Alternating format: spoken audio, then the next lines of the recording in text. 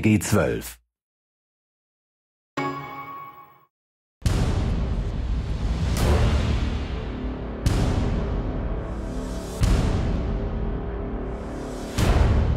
Hi, this is Tim Schwalk, producer on Heroes of Ruin at InSpace, and today we're going to focus on multiplayer gameplay and the Gunslinger.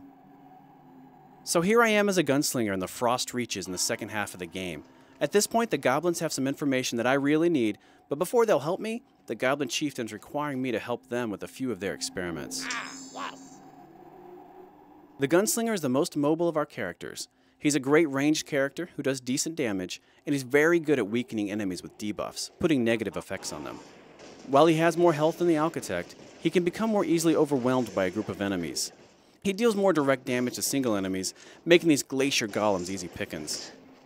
Here I'm using a mix of my default charge attack, my powerful Bullet Storm ability, and Bullet Barrage, which allows me to strafe as I fire. He's strong enough to play alone, but he's fantastic paired with other characters. For instance, the Gunslinger has some great moves that stun enemies, and the Vindicator has some moves that take advantage of that, dealing automatic critical hits on stun enemies as one example. I don't have the energy. I'm slowed down. Here I'm using the Armor Piercing buff, which allows me to fire through enemies, dealing damage to those behind them.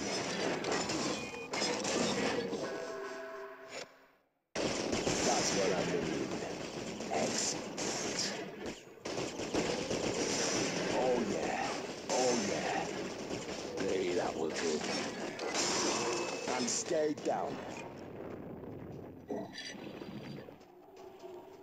Here you can see how our seamless multiplayer experience works. As a host, you'll get a notification when someone joins or leaves your game, and at that point, the difficulty of the level will adjust itself on the fly. Up to 3 others can join my game, either locally or over Wi-Fi, and these can be either friends or strangers. You can voice chat with friends over Wi-Fi, and you can even talk to non-friended players if your system's parental control settings allow for it.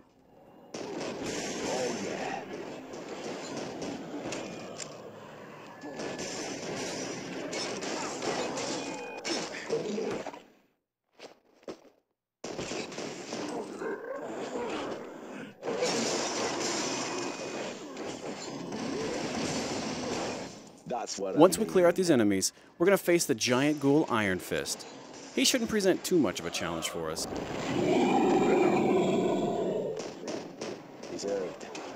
Here's an example of a simple strategy you can use when you combine a ranged character with a melee character.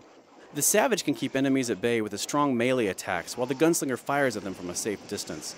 There are, of course, more in-depth strategies where specific powers are concerned, but this is a tried and true way to combine forces. At this point, the Goblin Chieftain and his scientists are going to bring together all of the knowledge we've helped them gather through the experiments, and they're going to try and create their very own hero.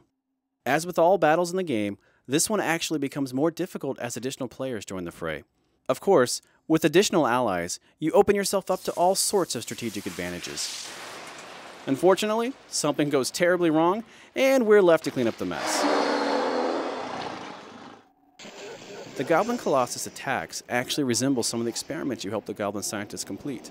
The Goblin Colossus also becomes more dangerous as he nears death. He has a desperation buff that boosts his damage potential when he's low on health. One cool thing to note is that all buffs are shared between party members at certain distances when they're at their max level. Another cool thing is that you can earn benefits by playing with your friends. Heroes of Ruin is a lot of fun when playing alone, but the full potential of the title is unlocked when you join the quest to cure Ataraxis with other gamers. Watch for Heroes of Ruin, coming soon exclusively to the Nintendo 3DS.